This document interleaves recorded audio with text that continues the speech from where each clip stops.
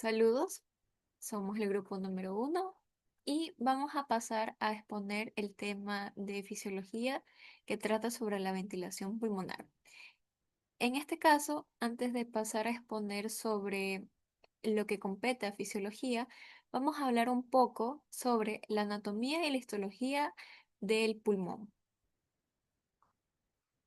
Ahora, en lo que respecta al pulmón, en su anatomía, nosotros vamos a tener que el pulmón se va a caracterizar por ser un órgano par, pero va a ser asimétrico.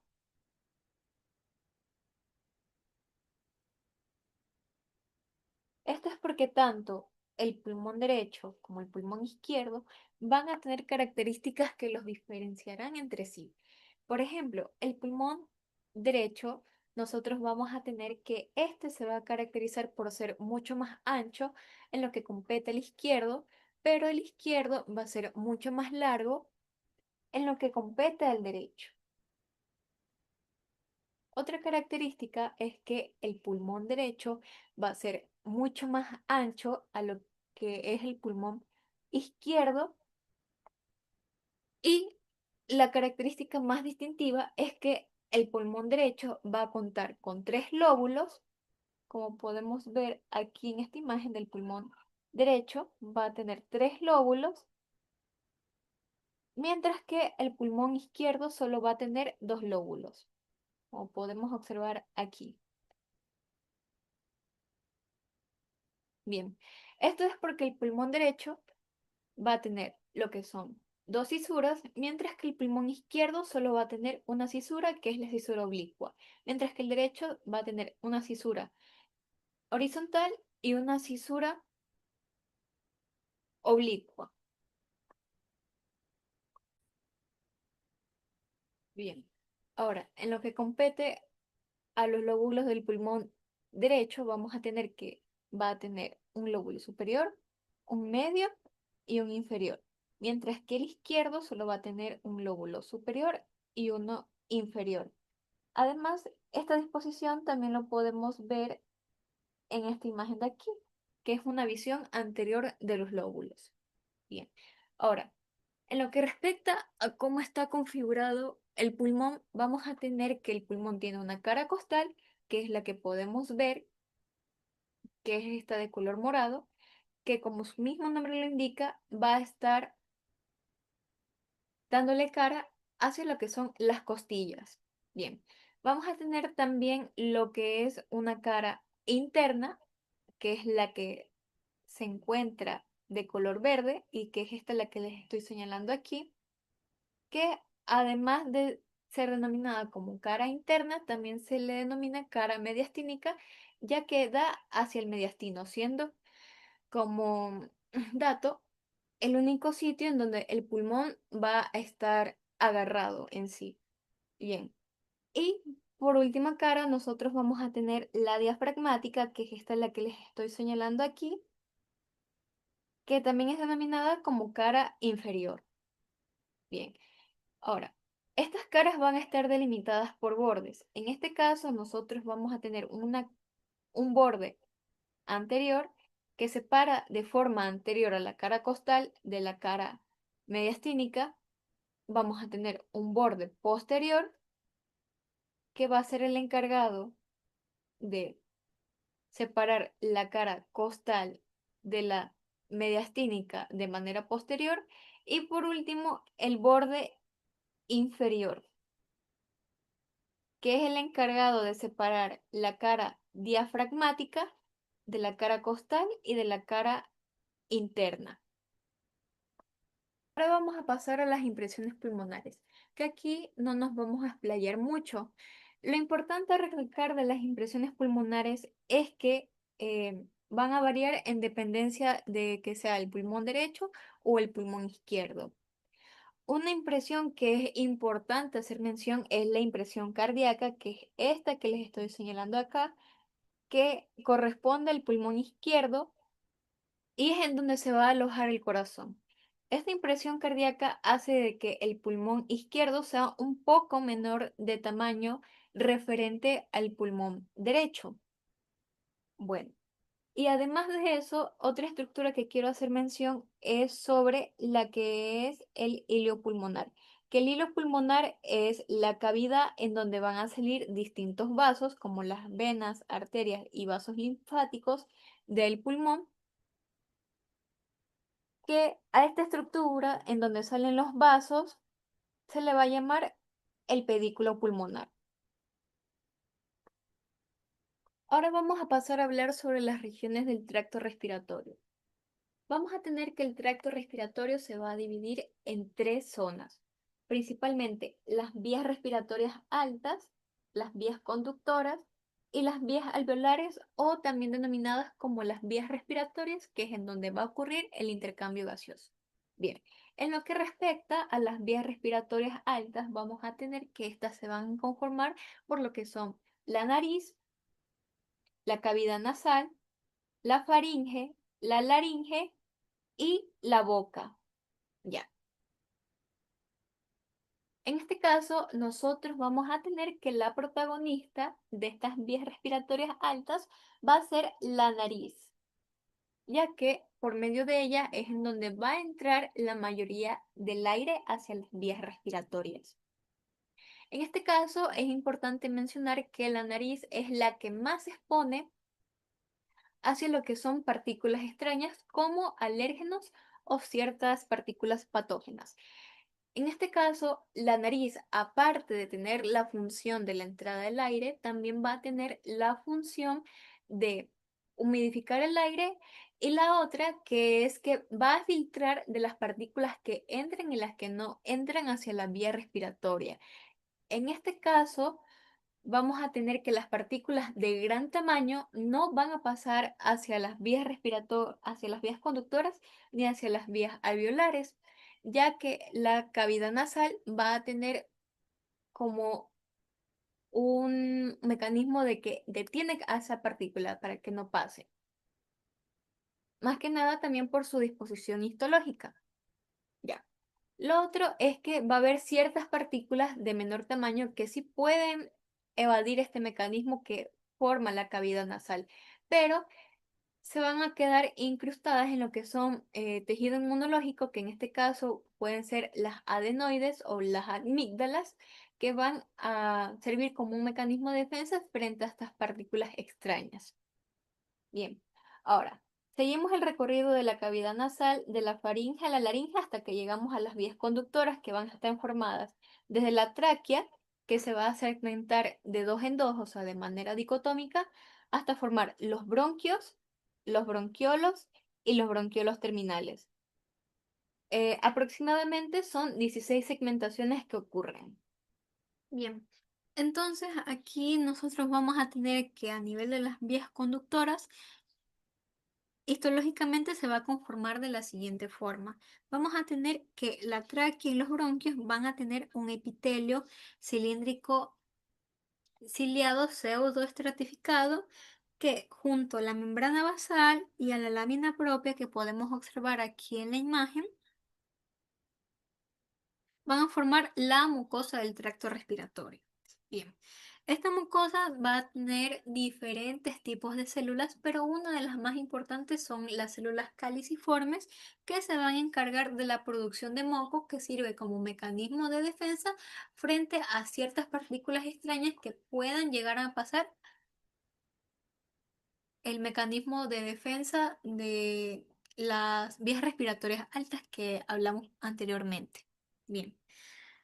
Más inferior a esto, nosotros vamos a encontrar que se encuentra una capa de músculo liso que es más que nada para los procesos de broncodilatación y de broncoconstricción que ocurren a nivel de estas vías y más posteriormente nosotros vamos a tener una capa de tejido conjuntivo que adyacente a esta se encuentra lo que es el cartílago. Este cartílago a medida de que va ocurriendo la segmentación va a ir desapareciendo como podemos observar aquí en esta imagen ya donde la presencia de cartílago ha ido disminuyendo posteriormente hasta que en las vías alveolares ya se encuentra ausente. Bien, Ahora, vamos a pasar hacia la última segmentación del tracto respiratorio, que son las vías alveolares. Estas vías alveolares se van a encontrar compuestas por bronquiolos respiratorios, conductos alveolares y por sacos alveolares, que si los queremos ver de una forma mucho más microscópica, aquí los podemos observar. Aquí tenemos al bronquiolo respiratorio, al conducto alveolar y al alveolo propiamente dicho. Aquí es importante mencionar que el alveolo va a tener una constitución histológica importante, en donde va a tener la presencia de alta presencia de capilares, además de células epiteliales de tipo 1 y células epiteliales de tipo 2, denominadas también como neumocitos tipo 1 y neumocitos tipo 2, que las células epiteliales de tipo 1, ¿no? La podemos observar aquí, que son de forma mucho más aplanada a diferencia de las células epiteliales de tipo 2 que podemos ver aquí, que tienen una forma más cuboidal, casi cilíndrica. Bien, también aquí tenemos la presencia de lo que son macrófagos alveolares, que sirven como una de las primeras líneas de defensa frente a patógenos que puedan llegar a estas zonas. Bien, ahora, como último detalle, en lo que me compete en esta sección, aquí es importante mencionar que los neumocitos tipo 1 van a tener la función de servir como de constitución o de soporte, mientras que las células epiteliales tipo 2 van a ser las encargadas de la producción del surfactante del que hablaremos posteriormente.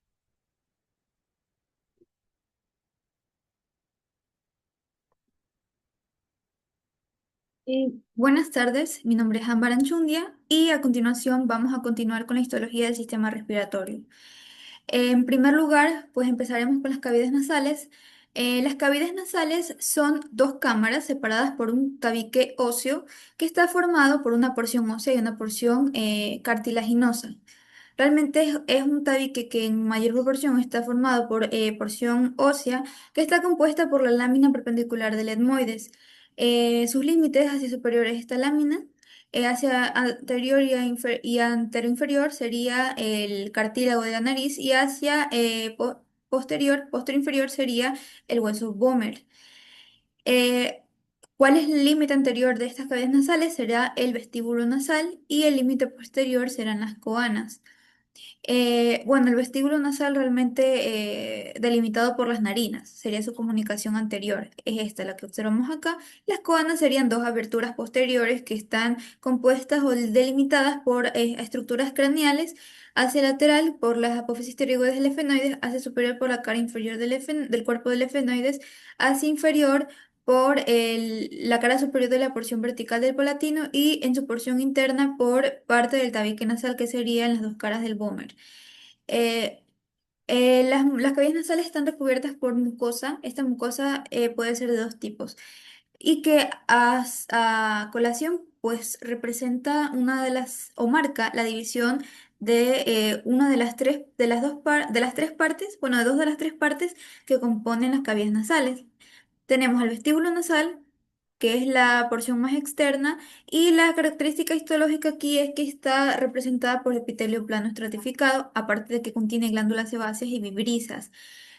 Las glándulas sebáceas, pues, en conjunto con las vibrisas, lo que hacen es que reclutan o captan las partículas de gran tamaño, generalmente mayor a 6 micrómetros de diámetro. Luego tenemos a una región respiratoria. Me falta mencionar que gracias a este epitelio plano estratificado, el vestíbulo nasal puede soportar grandes abrasiones generadas por el aire, ya que es la porción más externa y la única que se encuentra en contacto con el aire exterior, en este caso, de la cavidad nasal, directamente. Pues tenemos acá la región respiratoria, que es toda esta región que observamos acá y la región respiratoria está cubierta por un epitelio cilíndrico pseudoestratificado ciliado. Realmente todas las vías respiratorias están cubiertas por este tipo de epitelio, a excepción de aquellas partes que sí necesitan una mayor resistencia al aire y ciertas partes de los bronquios que a medida que se empiezan a ramificar también presentan otro tipo de epitelio que también descendió de un epitelio cilíndrico pseudoestratificado ciliado. Las células que componen a la mucosa de esta región respiratoria pues van a ser células caliciformes productoras de moco, células ciliadas que generan el barrido que también componen este epitelio y las células del Kuchinsky que van a ser células endocrinas, células secretoras. Tenemos también que la región respiratoria genera tres pliegues denominados cornetes. El cornete inferior es un hueso propio de la cara, y los cornetes superior y medio pues serán parte de una de los pliegues que generan el cuerpo del etmoides. Pues, ¿qué pasa? Los cornetes, o también llamadas turbinas, ayudan a la precipitación turbulenta del aire. La precipitación turbulenta del aire hace referencia al choque que genera el aire dentro de estas estructuras y que eventualmente causa el cambio de dirección del mismo.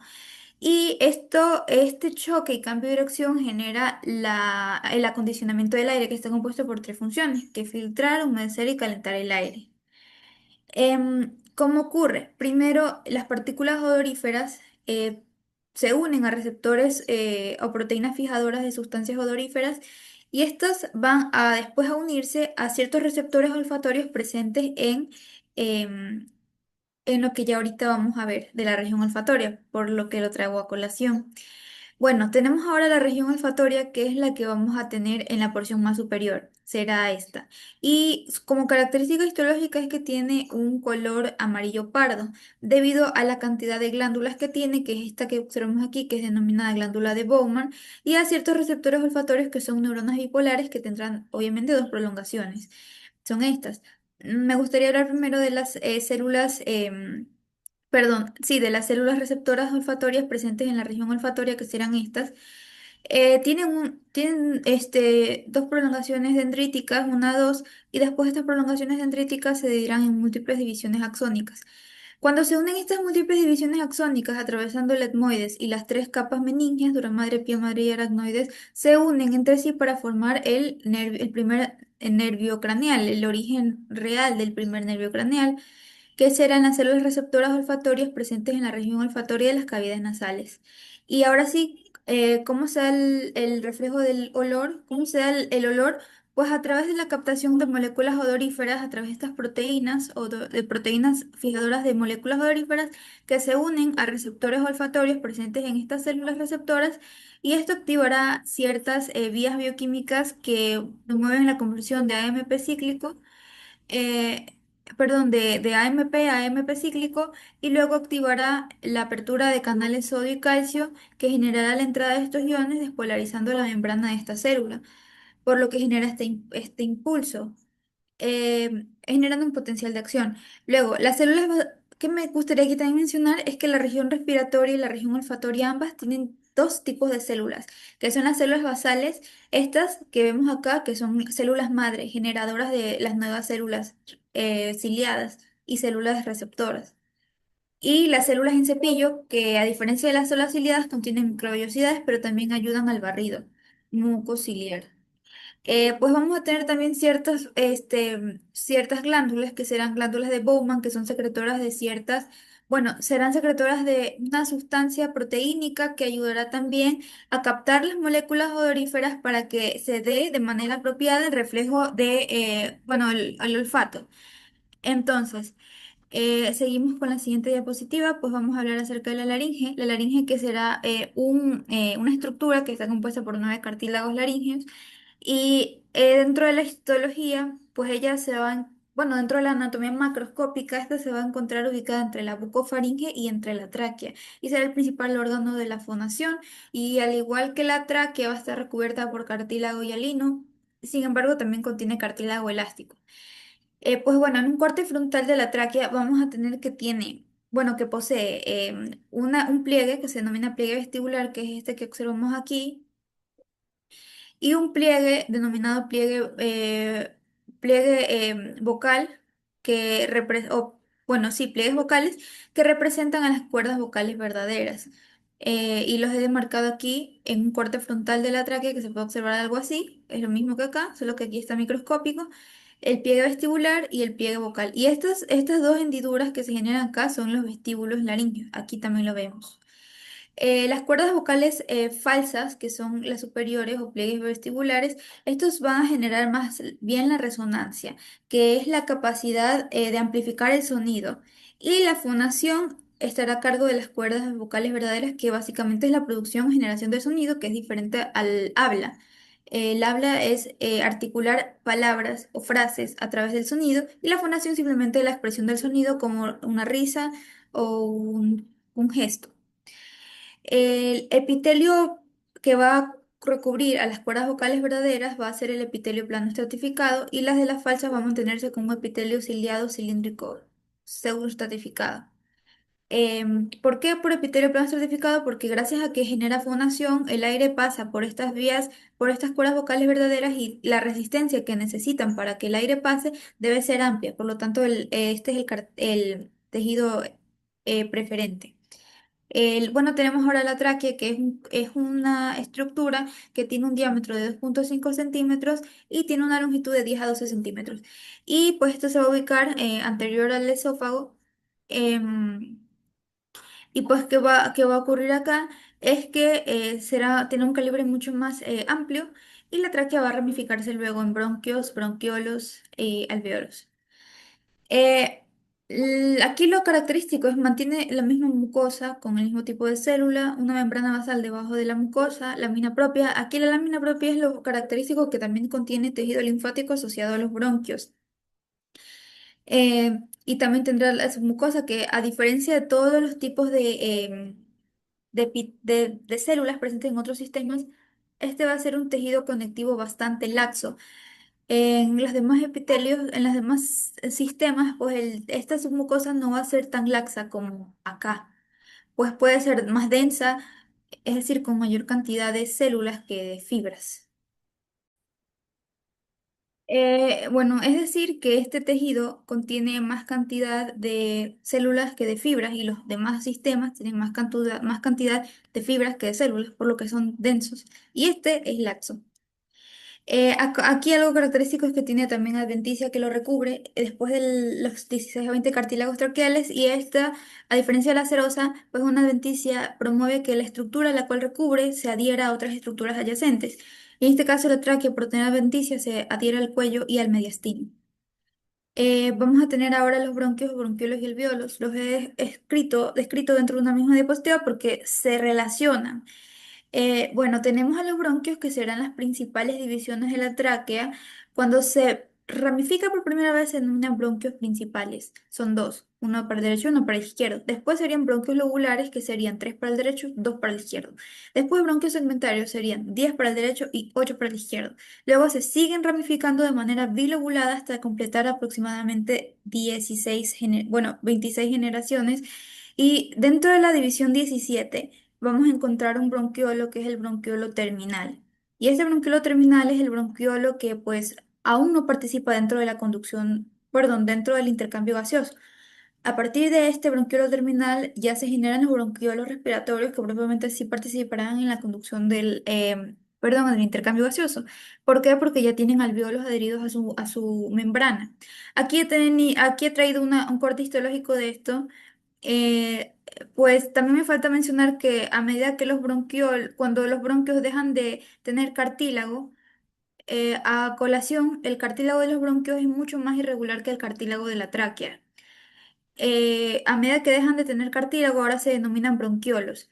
¿Y cuando dejan de tener cartílago? Cuando el cartílago ha alcanzado un tamaño de 1 milímetro. Entonces, se puede observar algo así, un bronquiolo terminal. Luego se sigue ramificando, disminuyendo su calibre como un bronquiolo respiratorio, que propiamente participa en el intercambio y tiene alveolos adheridos en su membrana. Y después este va a generar sacos alveolares, que están obviamente antes delimitados por un conducto alveolar. Conducto, saco. Y el saco alveolar es un conjunto, o también lagunas alveolares, es un conjunto de múltiples alveolos. Bueno, los alveolos son la estructura o la unidad respiratoria principal de estas vías respiratorias, ¿no? Genera propiamente el intercambio gaseoso. Bueno, ¿qué pasa? Que el epitelio que caracteriza a esta región de los bronquiolos sí, bronquio y bronquiolos sigue siendo cilíndrico subestratificado ciliado, pero a medida que los bronquiolos pierden calibre, pasa a ser un epitelio cilíndrico simple ciliado y cuando llegan a ser bronquiolos respiratorios, pues ya tienen un epitelio cúbico simple. Los alveolos en los sacos alveolares están separados por septos alveolares, que será tejido conectivo ampliamente vascularizado, en donde también se pueden encontrar macrófagos. Si se encuentran dentro de la luz alveolar, se denominan bronquiolos respiratorios, y si se encuentran en los septos, serían macrófagos. Perdón, si se encuentran en la luz, son macrófagos respiratorios. Si se encuentran en los septos, serán macrófagos septales. Acá algo que me falta mencionar también es que dentro de los alveolos vamos a encontrar dos tipos de células principales que serán los neumocitos tipo uno y tipo 2. El tipo uno encargado principalmente en ser parte de la barrera hematogaseosa que generará el intercambio gaseoso, compuesto por el macrófago septal o macrófago también alveolar, compuesto por la lámina basal del alveolo, compuesto también por la lámina basal del capilar y también por la célula endotelial del capilar. En este caso sería esta parte. Bueno, en un corte histológico mucho más detallado, más microscópico, sí sería posible detallar parte de ello. Pero aquí no tiene un acercamiento adecuado para poder observar a la barrera hematogaseosa, pero se sabe que estaría en este sitio. Ahora vamos a continuar con la mecánica ventilatoria.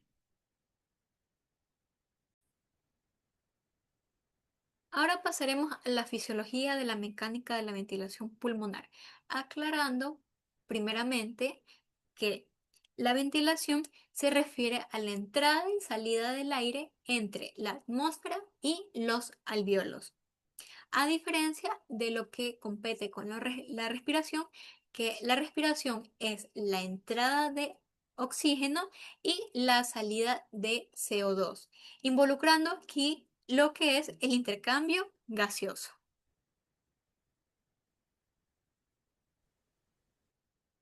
En este caso, vamos a pasar a hablar sobre los músculos que causan la expansión y la contracción pulmonar como primer tópico.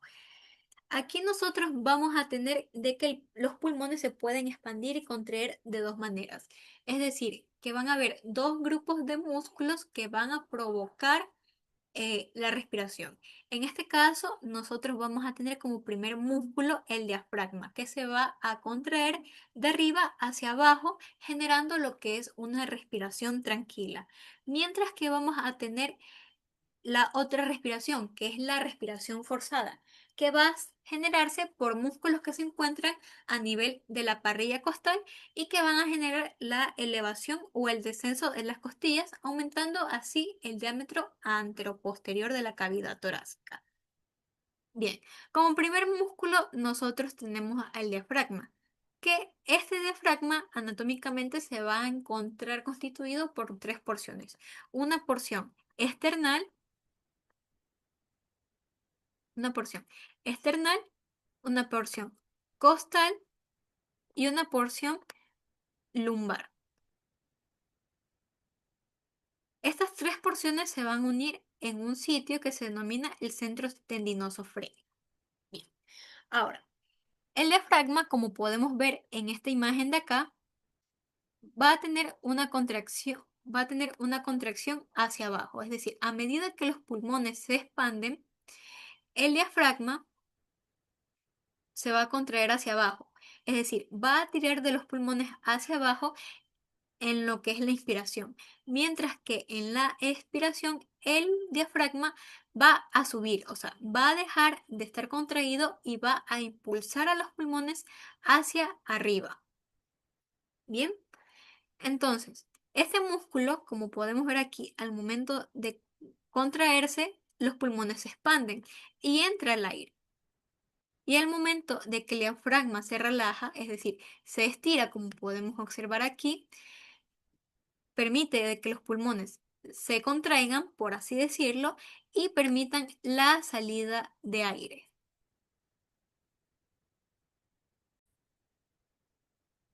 Ahora vamos a hablar sobre el grupo de músculos que generan la inspiración forzada. los que generan el famoso tiraje intercostal.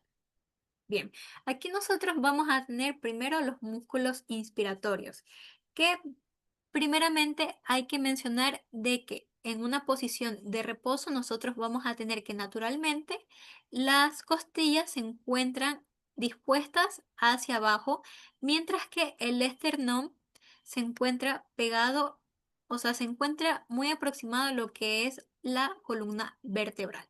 Bien, entonces, lo que sucede con la inspiración, con los músculos, el esternocleidomastoideo, el escaleno y los intercostales externos, es que van a elevar a las costillas, es decir, que las costillas van a dejar de estar inclinadas y se van a elevar, que se van a elevar. Y vamos a tener que el esternón va a dejar de estar tan pegado hacia la columna vertebral y va a expandirse hacia adelante, o sea, va a ir hacia adelante, generando así un aumento del diámetro anteroposterior, como podemos observar aquí en esta imagen. Aquí nosotros podemos ver cómo sucede el efecto. Aquí nosotros en un inicio tenemos al esternón que se encuentra mucho más proximal hacia la columna vertebral, mientras que las costillas se encuentran hacia abajo. Pero al momento de que estos músculos generan la elevación de las costillas, el esternón deja de estar tan pegado hacia la columna vertebral, como podemos observar aquí. Bien, entonces, continuamos con los músculos expiratorios.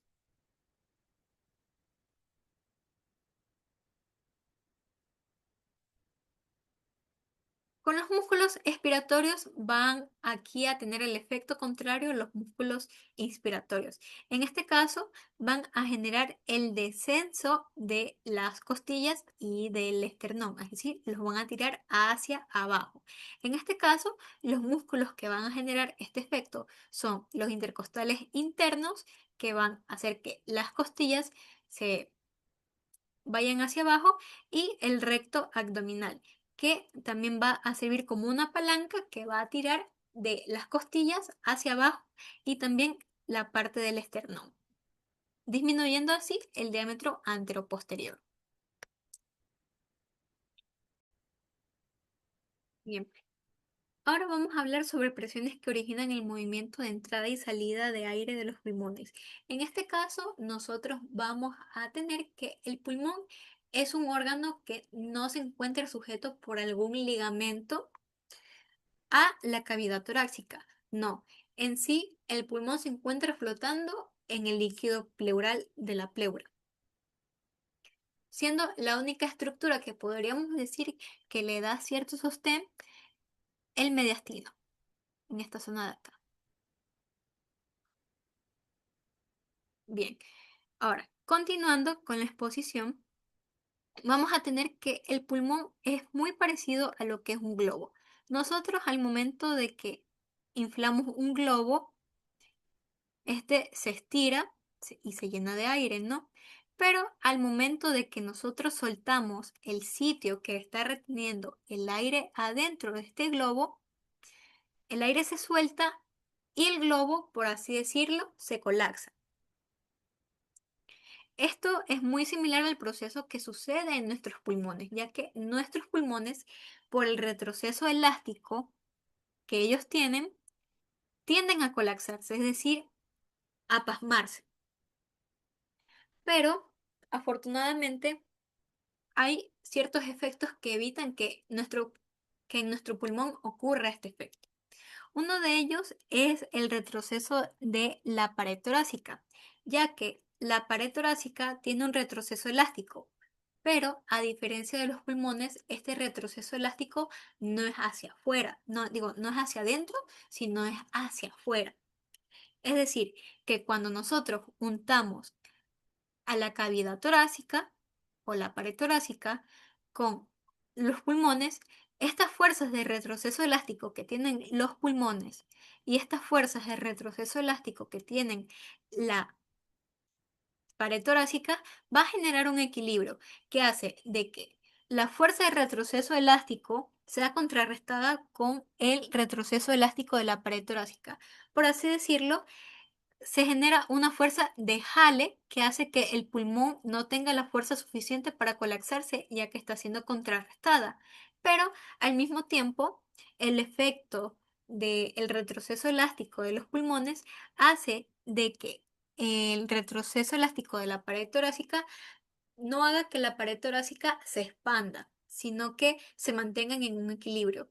Esto es muy importante ya que el equilibrio que se genera entre estas dos fuerzas va a hacer que el pulmón siempre se mantenga inflado, independientemente de una inspiración o de una expiración, generándose así lo que es la capacidad funcional residual. Ya. Pero, entonces, ¿cómo el pulmón y la cavidad torácica se encuentran unidas si no hay ningún ligamento que genere esta función? Esto se genera por un efecto que sucede a nivel del espacio intrapleural, entre el espacio que está entre la pleura parietal y la pleura visceral. Aquí nosotros tenemos de que en este espacio intrapleural hay un líquido denominado líquido pleural. Ese líquido pleural es constantemente drenado por los vasos linfáticos, generando así una presión negativa. Esa presión negativa hace que la pleura parietal y la pleura visceral se compacten como un sándwich, o sea, estén unidas. Y entonces, como se une la pleura parietal con la pleura visceral, hace de que la pleura visceral que se encuentra adyacente al pulmón y la pleura parietal que se encuentra adyacente a la pared torácica se unan, o sea, se encuentren unidas. Por lo que si la pared torácica se expande, va a agarrar contra sí misma, o sea, va a agarrar al pulmón, va a hacer que el pulmón se expanda. Lo mismo es que si el pulmón se contrae, va a hacer que la pared torácica se contraiga, ya que por medio de este efecto se van a encontrar unidas. Ah. Ahora nosotros vamos a hablar sobre la presión alveolar y la presión pleural.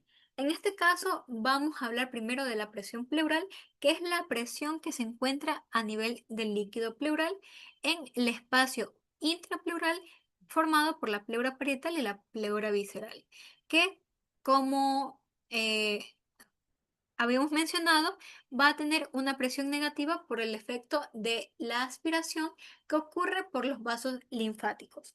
En este caso, ¿qué es una presión negativa? No es nada más y nada menos que una presión inferior a la presión atmosférica o también denominada presión barométrica, que tiene un valor de 0 centímetros de agua. Es decir, que es una presión inferior a la presión eh, que se encuentra en la atmósfera. Entonces, ¿por qué es importante esta presión negativa? Esta presión negativa es importante ya que permite que los pulmones no se colapsen, o sea, es como una fuerza que jala a los pulmones y que eviten que estos tiendan a colapsarse. Entonces, la presión pleural en reposo vamos a tener que es de menos 5 centímetros de agua, pero que al momento de que ocurra la inspiración, esta presión tiene que volverse mucho más negativa porque tiene que generar un efecto de jale mucho mayor para permitir así la expansión del pulmón y la entrada de aire.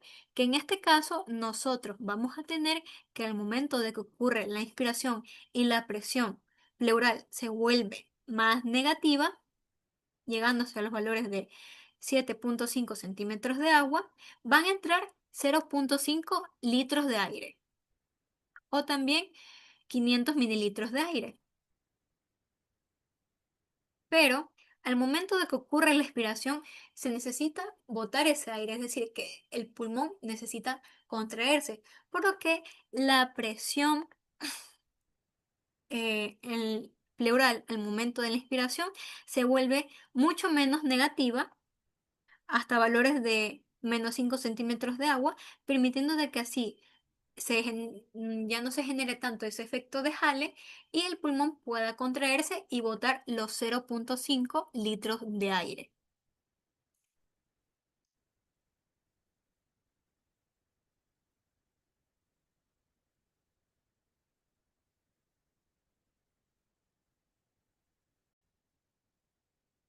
Ahora vamos a hablar sobre la presión alveolar.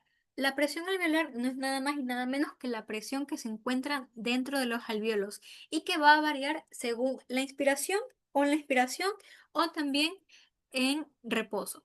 En este caso, nosotros vamos a tener que al momento de que nosotros tengamos un estado de reposo, es decir, que no entre ni salga aire de los pulmones, vamos a tener que la presión alveolar va a ser de 0 centímetros de agua. Ya, pero aquí vamos a usar un ejemplo de gradientes de concentración para explicar lo que sucede al momento de que ocurre la inspiración y la expiración. Al momento de que ocurre la inspiración, la presión alveolar se vuelve mucho más negativa, llegándose a valores de -1 centímetro de agua. Esto hace de que el aire se mueva hacia el sitio donde hay una presión más negativa. En este caso es hacia adentro de los alvéolos, permitiendo así la entrada de los 0,5 litros de aire. Aquí también podemos ver cómo ocurre el mecanismo de los cambios de las presiones. Al momento de que ocurre la inspiración, la presión alveolar se vuelve más negativa. Entonces, al momento de que quiera ocurrir la inspiración, la presión alveolar se vuelve más positiva y entonces el aire que se encuentra dentro de los alvéolos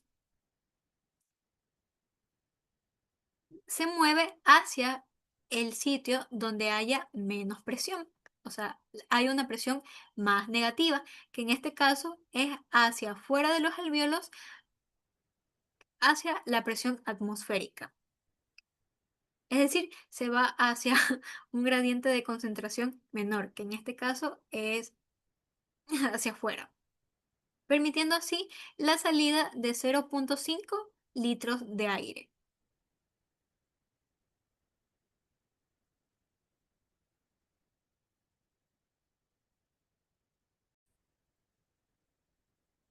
Ahora vamos a tener a la presión transpulmonar, ya habiendo hablado de la presión alveolar y la presión pleural.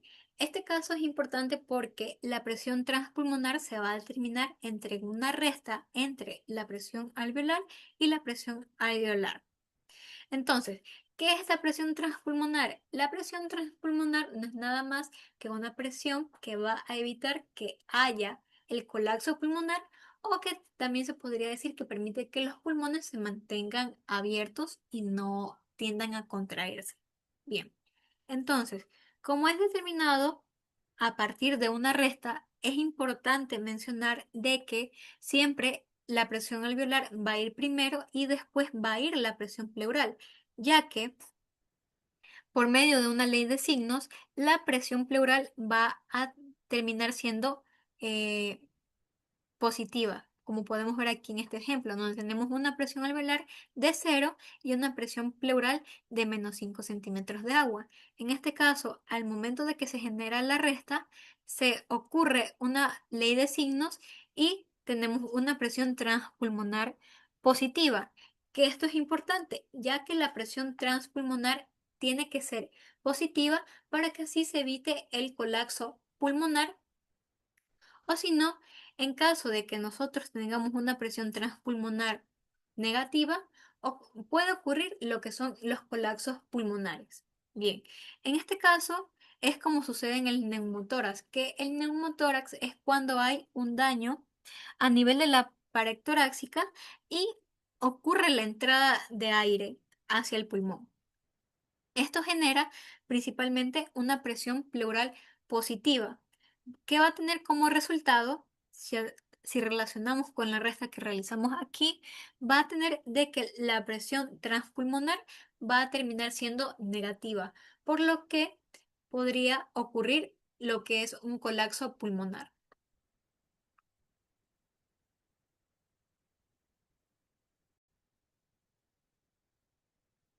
Ahora vamos a hablar sobre la distensibilidad de los pulmones.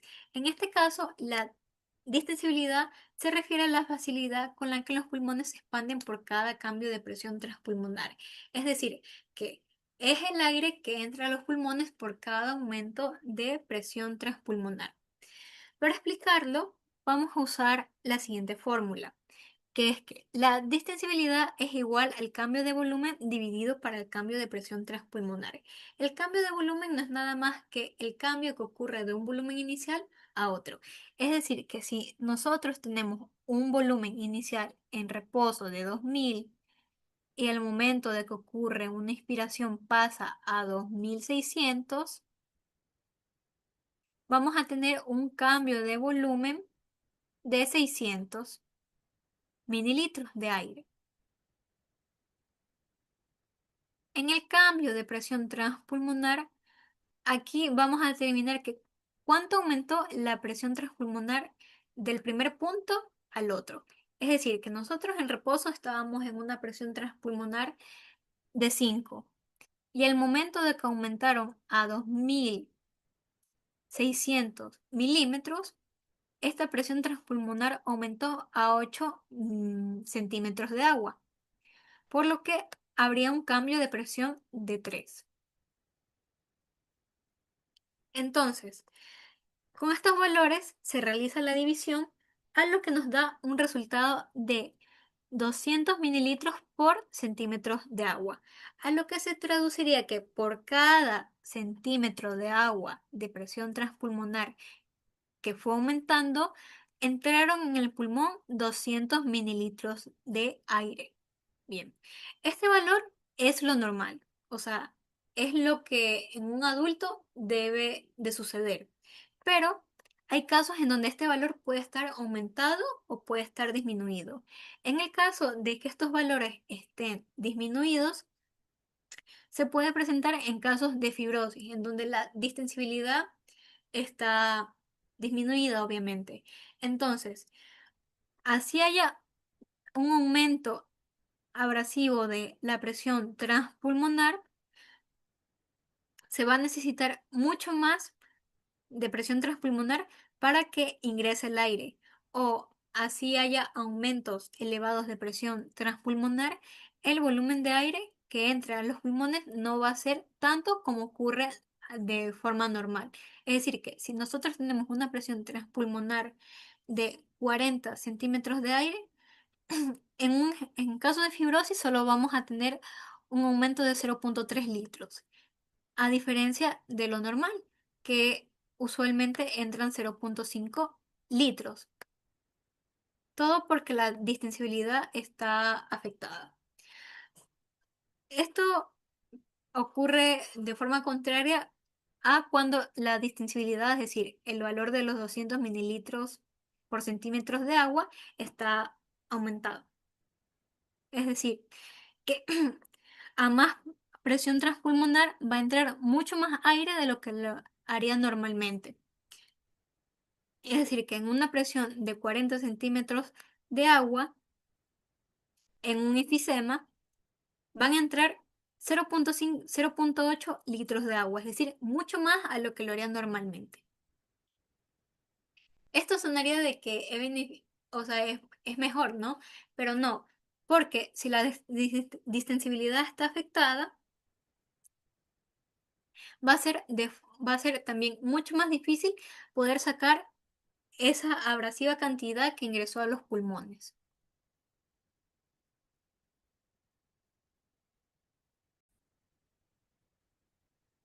Bien, entonces, ahora vamos a hablar sobre cómo la distensibilidad influye en la inspiración y en la expiración. En este caso, en la inspiración hay que tener en cuenta de que esta es nuestra curva. Esta curva va a ascender de forma lenta, ya que se tienen que vencer a dos fuerzas que quieren colapsar el pulmón, que en este caso son las fuerzas elásticas tisulares y la tensión superficial, que son dos fuerzas que quieren hacer que el pulmón se contraiga, es decir, se colapse. Entonces, al momento de que nosotros inspiramos, se tiene que emplear mucha más, o sea, se tiene que emplear más y más presión pleural para que así el pulmón se pueda expandir, llegando aquí a su punto máximo. siendo que las fuerzas elásticas tisulares son como un elástico que se encuentra entrelazado. Y entonces uno tiene que aumentar más fuerza, o sea, más presión. Tiene que darle más presión para que ese elástico pueda expandirse, como lo que sucede en el pulmón, llegando así hacia su punto máximo. Y algo parecido a sí mismo con la tensión superficial. Entonces, se llega al punto máximo, que supongamos de que ya se llegó a la presión pleural de 7,5 centímetros de agua, y entonces aquí va a ocurrir la expiración. Bien, si las fuerzas que mencioné, o sea, las fuerzas elásticas tisulares y la tensión superficial, eran un poco, o sea, influían un poco el ascenso lento al momento de la inspiración. Al momento de la expiración, en vez de, por así decirlo, perjudicarlo como ocurre en la inspiración, o sea, hacerlo un trabajo un poco más forzoso, lo hace como un trabajo más fácil, ya que como el efecto de la tensión superficial es colapsar el pulmón y el efecto de las fuerzas elásticas pulmonares es también hacer que el pulmón se contraiga, entonces al momento de que se quiera soltar el aire, esta curva va a descender de forma mucho más rápida por ese efecto. Pero ojo, no se va a llegar hacia una presión pleural de cero, ya que recordemos de que siempre se tiene que tener en cuenta una presión negativa en el pulmón para que éste no colapse. Pero de esta forma influye la distensibilidad de los pulmones en lo que es la inspiración y la expiración. Entonces, ¿en qué porcentaje influye las fuerzas elásticas tisulares y la tensión superficial? Es una proporción de un tercio le corresponde a las fuerzas elásticas tisulares y dos tercios le corresponden a la tensión superficial. Es decir, que el efecto que tiene la tensión superficial va a demandar mucha más presión a la que demandaría si solo tuviéramos las fuerzas elásticas tisulares. Bien, en este caso, esta tensión superficial ocurre principalmente por este fenómeno. Un momentito. Ya. Nosotros a nivel de los alvéolos tenemos una lámina de agua. Esta lámina de agua, o por así decirlo, estas moléculas de agua, como podemos observar aquí, tienden a querer unirse entre sí, o sea, quieren unirse, por lo que hace que el alvéolo se quiera colapsar.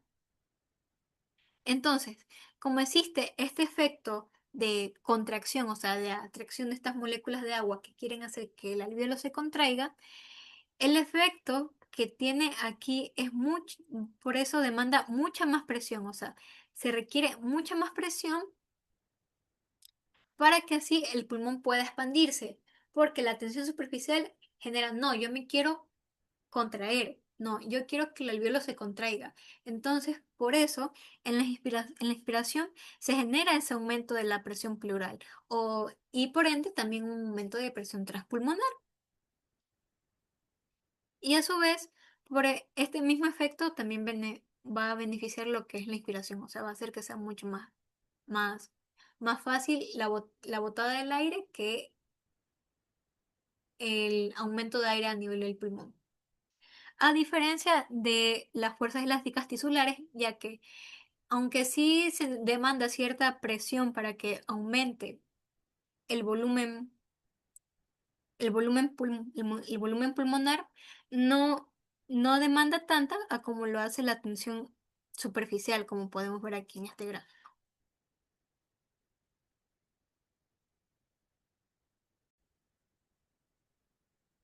Y bueno, entonces, como tenemos este efecto de la tensión superficial, o sea, de que se quiere generar un colapso alveolar, hay una sustancia que impide de que los alvéolos tiendan a colapsarse por este efecto que ocurre por la lámina de agua que se encuentra en los pulmones, ¿no? En este caso es el surfactante. que está compuesto por fosfolípidos, apoproteínas y iones de calcio. Bien, en este caso, uno de los compuestos más importantes del surfactante es el fosfolípido dipalmitoil fosfatidilcolina, que como todo fosfolípido tiene una cola hidrofóbica y una cola hidrófila. La cola hidrófila se une a las moléculas de agua, mientras que la cola hidrofóbica se mantiene hacia la superficie y evita de que las moléculas de agua tiendan a atraerse entre sí, generando ese efecto de contracción.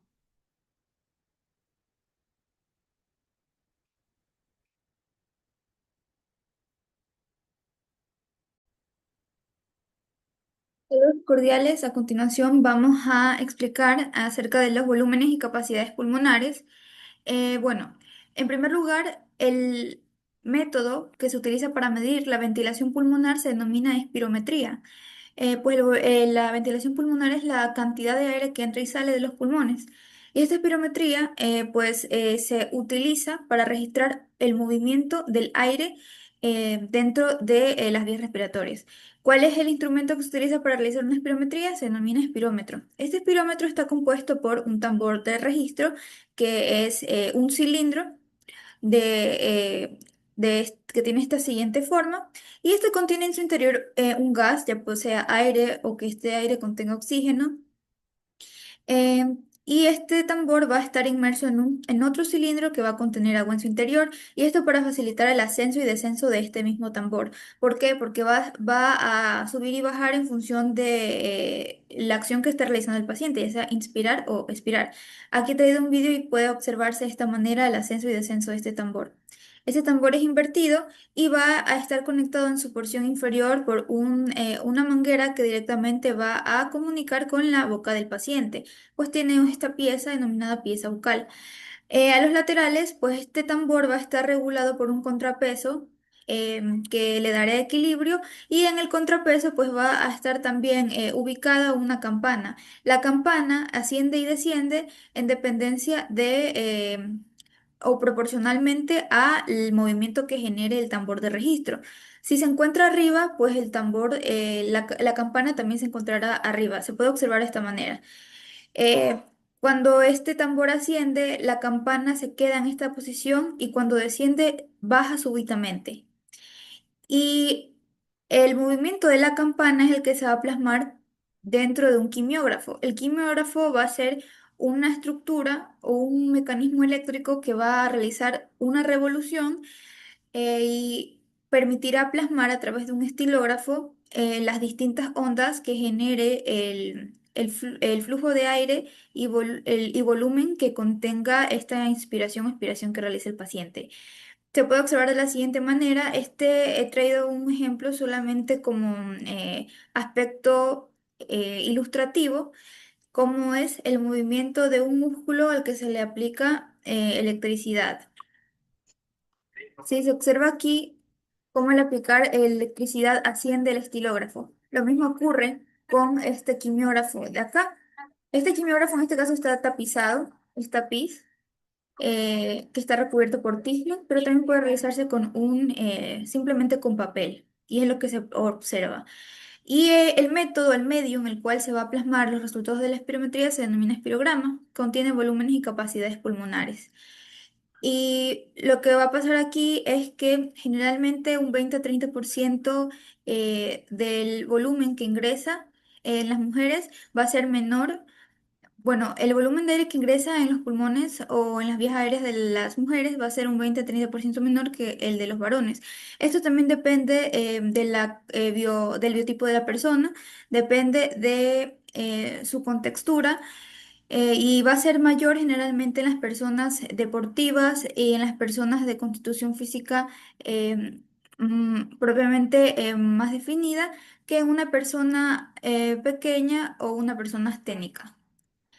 La espirometría también mide el flujo, que es la velocidad a través de la cual el aire ingresa. Primero vamos a hablar acerca de los volúmenes pulmonares. Guyton describe los cuatro. Primero, los volúmenes se refieren a las cantidades mensurables de aire que ingresan los pulmones. Tenemos al volumen corriente, que es la cantidad de aire normal que se inspira o expira en una respiración pausada. En una respiración normal, este se conoce también como volumen tidal y corresponde a aproximadamente 500 ml en los varones y 400 ml en las mujeres. Em, Cuando se realiza una espirometría, generalmente es este volumen el que se pide en primer lugar para después realizar otras mediciones. Luego vamos a tener el volumen de reserva expiratorio, que es la cantidad máxima de volumen expirado mediante una expiración forzada. Cuando se le pide al paciente que elimine la mayor cantidad de aire posible, ese aire adicional que pudo haberse eliminado es el volumen de reserva expiratorio. Es decir, el aire adicional que se expira discriminando a la cantidad presente dentro de una expiración tomada en un volumen corriente. Hace referencia a este aspecto. En los varones es de aproximadamente 1100 ml y en las mujeres de 700 ml. El volumen de reserva inspiratorio es el volumen adicional de aire que se puede inspirar por encima de un volumen corriente. Eh, y este aproximadamente en los varones es de 3000 ml y en las mujeres es aproximadamente de 1900 ml. Y el volumen residual, pues existe. Habíamos visto que gracias a la presión intrapulmonar, perdón, intrapleural, los pulmones nunca llegan, nunca colapsan. Y esto es lo que hace que los pulmones se mantengan insuflados, mantengan su forma. Y este volumen residual es el volumen de aire que jamás sale de los pulmones y corresponde a 1200 ml en los varones sanos. Em, Tenemos aquí también la medición de las capacidades pulmonares. Las capacidades pulmonares realmente son la suma de los volúmenes pulmonares en diferentes puntos del ciclo respiratorio. Em, bueno, primero tenemos la capacidad inspiratoria, que es la cantidad de aire, la cantidad de aire que se puede tomar a partir de una inspiración forzada. Y esto se empieza desde un volumen inspiratorio normal. Y puede relacionarse como 3.500 ml. Cuando se realiza una espirometría, al paciente se le pide que primero realice respiraciones normales y después de estas respiraciones normales se le pide que inhale profundamente y después que exhale todo lo que a lo que ha inspirado en un tiempo determinado y también que saque o que elimine todo ese aire de manera profunda. Y esto se le conoce como la capacidad vital, que es la suma realmente de el volumen de reserva inspiratorio, el volumen corriente y el volumen de reserva expiratorio. O es el volumen máximo que se puede expirar luego de una inspiración forzada. O también se le puede conocer como la cantidad de aire que puede ser movilizada en los pulmones, obviamente discriminando el volumen residual que nunca se mueve. También si queremos medir la cantidad total de volumen presente en los pulmones, ahora sí considerando el volumen residual, pues este se conoce como la capacidad pulmonar total y es aproximadamente de 5800 ml. Y la capacidad residual funcional, esta hace referencia a la unión del volumen de reserva respiratorio y el volumen residual. Es la cantidad de aire que queda en los pulmones luego de una expiración normal. Es decir, desde este punto hacia abajo. Es esto. Y aquí lo detalla en el siguiente diagrama. Ahora es necesario reflexionar que la espirometría no es el único método que se utiliza para medir los volúmenes pulmonares. Em, y así se tienen diferentes métodos algebraicos también para poder determinar las capacidades. Si bien se dijo que la capacidad vital puede ser el volumen de reserva respiratorio más volumen corriente más volumen de reserva respiratorio, también se puede pues, analizar desde otras perspectivas cómo se daría esta suma de la capacidad vital, ya sea sumando la capacidad inspiratoria más el volumen de reserva expiratorio, por ejemplo, o si se quiere, por ejemplo, determinar la capacidad pulmonar total se podría decir que es la capacidad inspiratoria sumado con la capacidad residual funcional, por ejemplo. Y Guyton nos presenta las siguientes ecuaciones algebraicas. Pues bueno, también Se atrae a colación que en una espirometría, cuando se quieren reflejar patrones de enfermedades obstructivas, pues se tiende a medir lo que el paciente exhala después de una inspiración forzada en un segundo, la máxima cantidad de aire que puede exhalar en un segundo, y esto se le denomina como volumen de expiración forzada en un segundo. Generalmente en una persona sana es el 80% del volumen inspirado en un inicio. Es lo que se debería tomar. Pero obviamente que en un segundo no se da tiempo a aspirarlo todo. En una persona que presenta patrones obstructivos como en enfisemas pulmonares o como en el asma, pues lo que ocurre acá es que no se llega a completar ese 80% y ese volumen inspiratorio es corto y aparte el tiempo se alarga. El tiempo en el cual llega a expirar lo que el porcentaje final, pues se alarga en su totalidad. Primero en el asma, porque el asma representa una obstrucción de los bronquios de las vías respiratorias inferiores y al momento en que el aire tiende a expirarse, pues estos bronquios se constriñen o se deforman, lo que pues eventualmente va a reflejarse como un menor volumen expirado.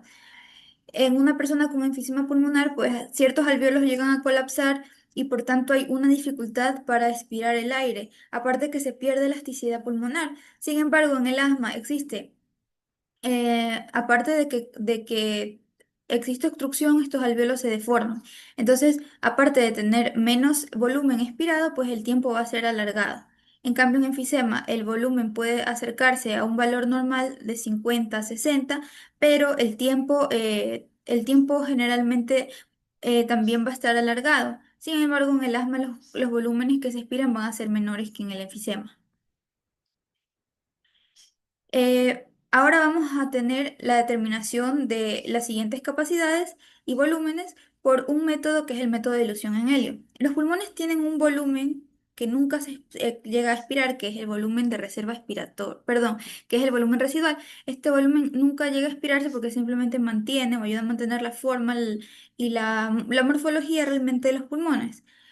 Entonces, lo que se realiza es que tomando el principio de la osmolaridad, que un gas viaja desde un sitio de mayor concentración al de menor concentración, se tienen dos sistemas. El sistema A representado por nuestros pulmones y el sistema B representado por un tambor invertido, el cual tiene presente un gas, que en este caso es helio, en conjunto con una mezcla conocida de aire y una mezcla conocida de helio. Supongamos que el tambor tenía una cierta cantidad de aire y un 10% de helio. Al paciente se le pide que a partir de una inspiración normal, lo que queda en sus pulmones después de una inspiración normal, antes de ubicarse el espirómetro en la boca, pues lo que va a pasar es que este aire que queda en su interior, que es la capacidad residual funcional, pues el aire va a empezar a mezclarse, va a empezar a diluir el helio presente en el tambor. Al final, cuando existe un equilibrio y ya no difunda más helio desde un sitio a otro, es porque se ha alcanzado la concentración osmolar adecuada para cada volumen pulmonar. Entonces, si el tambor tenía al inicio 10% y al final tiene 1%, esto quiere decir que en nuestros pulmones quedó 9% de helio y por tanto hay 9 veces más volumen que el volumen que tenía el tambor por principio de osmolaridad. Entonces, esto nos lleva a la siguiente fórmula, en donde la capacidad residual funcional será igual a la concentración inicial de helio sobre la concentración final de helio menos uno por el volumen inicial presente en el espirómetro. Y la primera parte de la ecuación pues nos va a reflejar la cantidad de helio que quedó en nuestros pulmones y al momento de multiplicarlo por el volumen inicial que tenía el tambor invertido, pues nos dará igual a la capacidad residual funcional en los pulmones.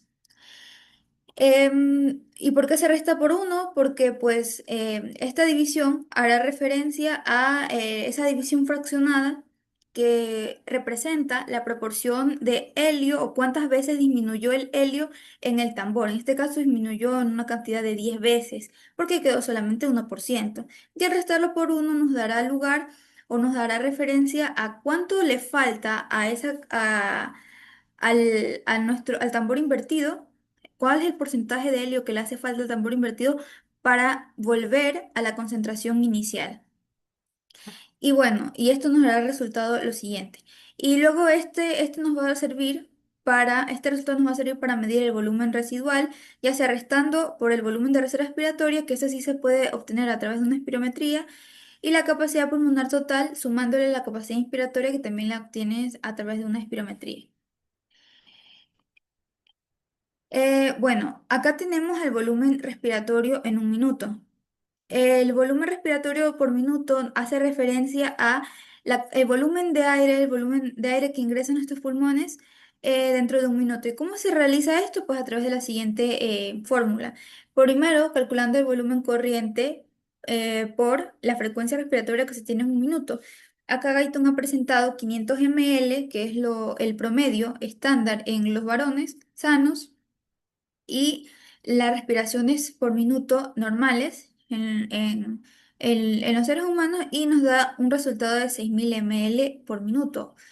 Entonces, este volumen de respiratorio por minuto va a ser clave para determinar la presión de dióxido de carbono en los alvéolos, porque a mayor volumen bueno, a mayor volumen respiratorio minuto, pues se va a diluir mucho mejor el dióxido de carbono, y eventualmente existirá menos cantidad o presión de dióxido de carbono en los alvéolos. Y mientras hay menos, pues existirá más. Es decir, es una proporción inversa, es decir, tiene una proporción inversa.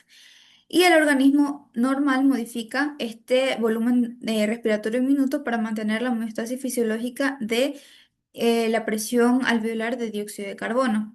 Esta disminuye en el reposo y aumenta con el ejercicio. Este volumen respiratorio en minuto, cuando se tiene concentraciones mayores o mayores de volumen, pues se denomina hiperventilación, y si hay menores, pues se denomina hipoventilación. Ahora vamos a hablar acerca de las funciones respiratorias normales de la nariz.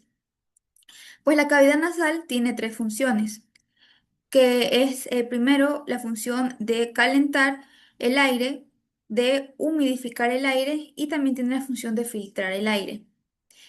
Pues primero la función de calentar el aire es realizada por los cornetes nasales, por las turbinas, y que también se denominan turbinas, y por el tabique nasal. Pues, y además porque la mucosa de estas estructuras pues es altamente vascularizada, por lo tanto genera que el aire que ingrese aumente al menos un 0,5 grados centígrados, bueno, aumente menos de 0,5 grados centígrados la temperatura corporal normal. Es decir, si la temperatura corporal normal es de 37 grados centígrados, pues va a aumentar 37,5 o menos de eso. La función de humidificar el aire, pues va a elevarse un 2 al 3% la saturación de agua en el cuerpo humano normal, que es aproximadamente 50 a 65%.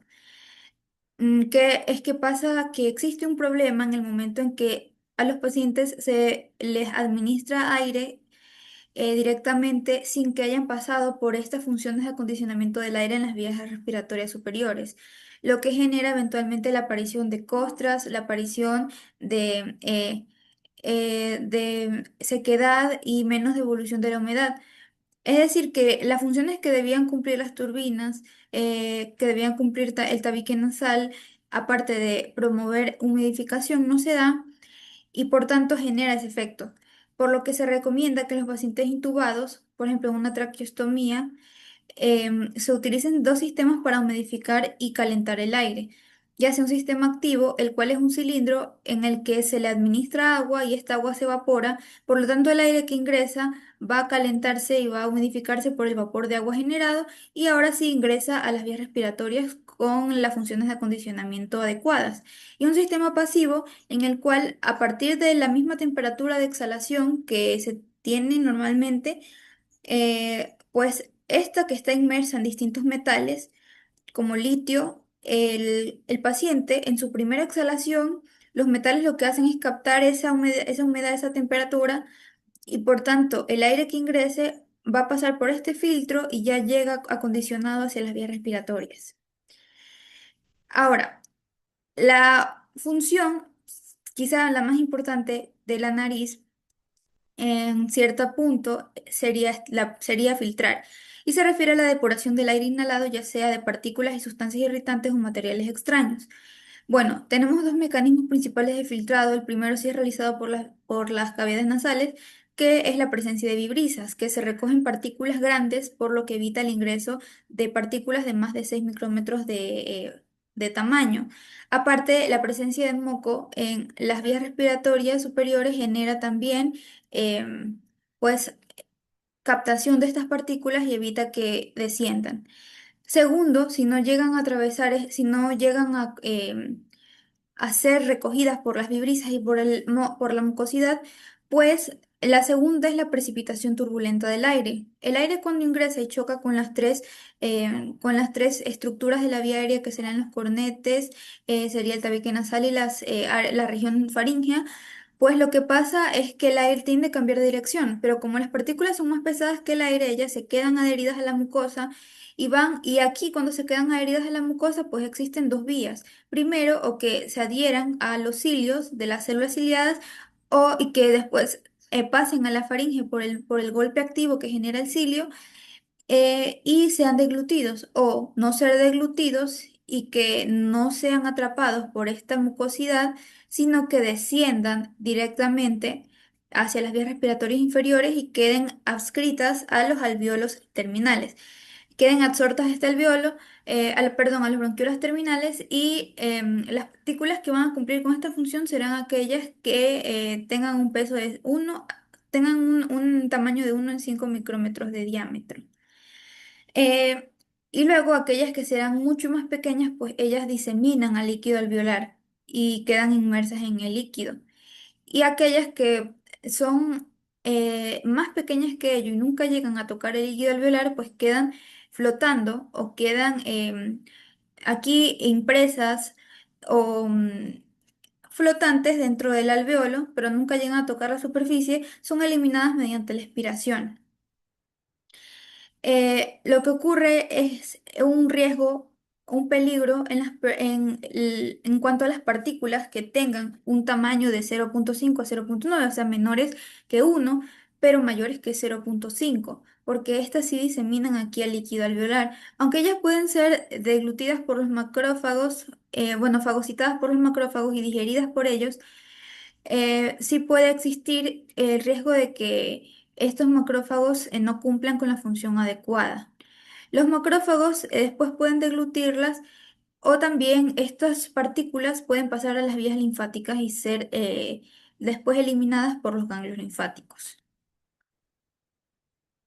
Algunos reflejos de la vía aérea son tres: el reflejo tusígeno o reflejo de la tos, el reflejo del estornudo y también la vocalización.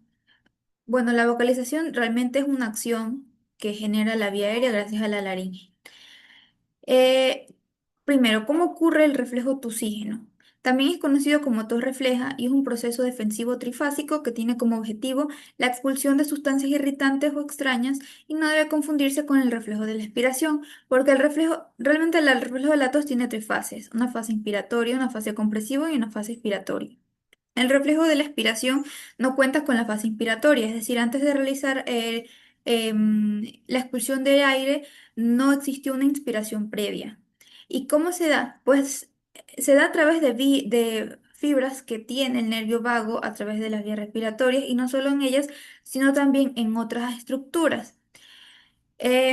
Realmente pueden verse inmersos otros nervios craneales como el nervio trigémino presente en la nariz y zonas paranasales, pero el nervio trigémino actúa mucho más en el reflejo del estornudo y en la región posterior de la faringe con el noveno par craneal y el décimo par con las siguientes estructuras. Realmente no existen solamente receptores del reflejo de la tos en las vías respiratorias, sino también pueden existir en otros órganos como es el estómago, el corazón, específicamente en el pericardio y también en el esófago. Bueno, entonces, primero, ¿qué pasa? Las partículas, como la tráquea y los bronquios, son altamente sensibles a la presión, así sea ligera, Pues los receptores presentes en estas estructuras van a generar señalizaciones que viajan a través de las vías aferentes del sistema nervioso y ascienden al bulbo raquídeo.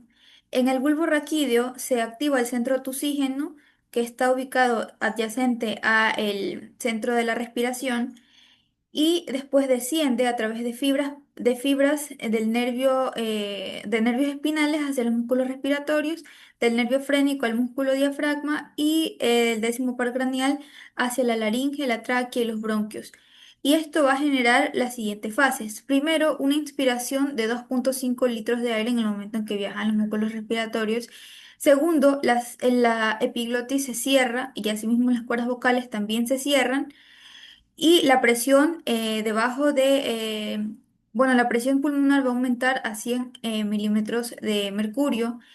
Y después se tiene en la tercera fase, que es la fase expiratoria, la apertura de las cuerdas vocales y de la epiglotis. Y saliendo así el aire, barriendo todas las partículas que pudieron haber quedado en las vías aéreas. Y pues este aire pasa a través de las hendiduras bronquiales y traqueales, que vimos que están delimitadas por el cartílago hialino que recubre estas estructuras. Y el reflejo del estornudo, este está principalmente compuesto por cuatro fases que son dos aferentes y dos eferentes. Y este es un reflejo involuntario, violento y estruendoso del organismo como respuesta respiratoria defensiva a una irritación nasal inespecífica. Em, este está principalmente mediado por el nervio vago, pero dentro de su señalización sí actúan otros nervios. Bueno, tenemos las dos vías aferentes o nasales. Primero, la vía aferente se estimulan los receptores nasales que alcanzan el centro del estornudo en el bulbo raquídeo. Asciende y después que asciende manda una señal efectora que comprende la segunda fase y esta señal efectora nace en la porción vegetativa del facial que está representado por el nervio intermediario de Reisberg y este viaja lanzando fibras hasta este ganglio que es el ganglio pterygopalatino. Después lanza ciertas fibras postganglionares que viajan a la glándula lacrimal, a las glándulas nasales, perdón, aquí hubo un error, y a la faringe y al paladar. Todas ellas van a generar una secreción nasofaríngea clara, una secreción clara básicamente, y lo que va a pasar es que esta se relaciona con el efecto placentero que genera el estornudo y también va a tener la función de llegar o activar una tercera fase, que es la otra fase aferente. Esta fase aferente, pues, gracias a esta secreción, se estimulan fibras del nervio trigémino y alcanza el centro del estornudo nuevamente, presente en el bulbo raquídeo. Luego, estas fibras van a viajar como vías eferentes hacia los músculos respiratorios, al músculo diafragma y genera una cuarta fase, que es una fase eferente o fase respiratoria. Realmente las fases eferentes se dividen en dos, una secretoria, que es la secreción clara antes mencionada, y la fase respiratoria, que es la activación propiamente de los músculos para generar el efecto del estornudo. Tenemos una subfase inspiratoria y una subfase expiratoria, la cual se asemeja al reflejo de la tos, pero lo que pasa aquí es que en la fase expiratoria existe la apertura de la glotis y cuando se abre la glotis, al mismo tiempo la úvula desciende o se deprime para pues que el aire expirado viaje a través de las vías nasales, de la cavidad nasal. Ahora, vamos a observar aquí la vocalización, el proceso de vocalización. Este de aquí pues va a estar, va a estar impuesto, va a estar reflejado por la función de la laringe que está compuesta por 9 cartílagos traqueales. Y cómo, pues a través del viaje de aire desde las vías respiratorias inferiores hasta el exterior, y dentro de ese pasaje, pues las cuerdas vocales resuenan o vibran y tensan para generar o sonidos más graves si se acortan o sonidos más agudos si se alargan. La faringe, la boca y las cavidades nasales. Aquí se tiene una ilustración.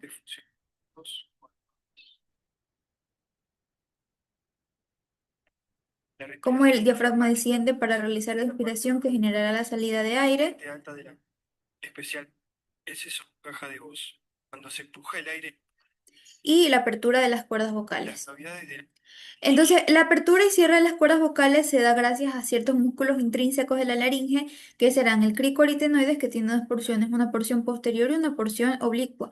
Las La porción cavidades de la posterior cabeza, traccionará hacia atrás las cuerdas vocales y la porción oblicua traccionará hacia músculo adelante. Y el son como músculo los enormes tiroaritenoides, que se triángulos encuentra lúcidos. desde el cartílago tiroides hacia el cartílago aritenoides, pues generará una tracción longitudinal. Mientras las cuerdas vocales, pues como habíamos visto, se acortan o se alargan, generan sonidos más graves o agudos respectivamente. Y si se afilan, eh, si se afilan a medida que se alargan, pues generan sonidos mucho más agudos. Y si se engrosan, a medida que se engrosan mucho más cuando se acortan, generará sonidos mucho más graves. Y algo importante aquí es que las cuerdas vocales se relajan gracias al músculo tiroaritenoides y eso sería todo en cuanto a esta exposición. Muchas gracias.